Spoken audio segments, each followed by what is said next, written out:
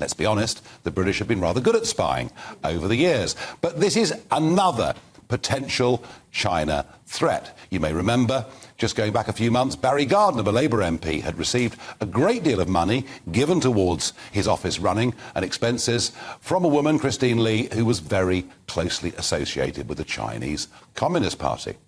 What we saw on the front page of the Sunday Times yesterday was a young 28-year-old researcher said to be linked to some really quite senior Conservative members of Parliament. Now, he today has put out some pretty fierce denials, but it doesn't get away from the fact that we do need to talk about China more, and frankly, more honestly, because what really shocks me here is this man, plus one other, were arrested back in March of this year. Why has it been kept quiet for all of this time?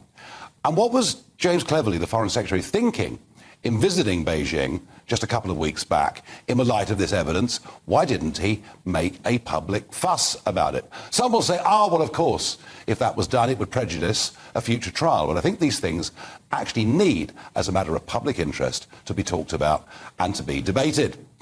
And then there's the question of Rishi Sunak. I mean, you saw the clip on the news of him in the House of Commons, but this is the man. When he was running to become leader of the Conservative Party and therefore Prime Minister, he didn't win, Liz Truss did, but described China as a threat. But now that's been downgraded. China apparently now is a systematic challenge. Well, I think Ken McCallum, the boss of MI5, takes it all rather more seriously.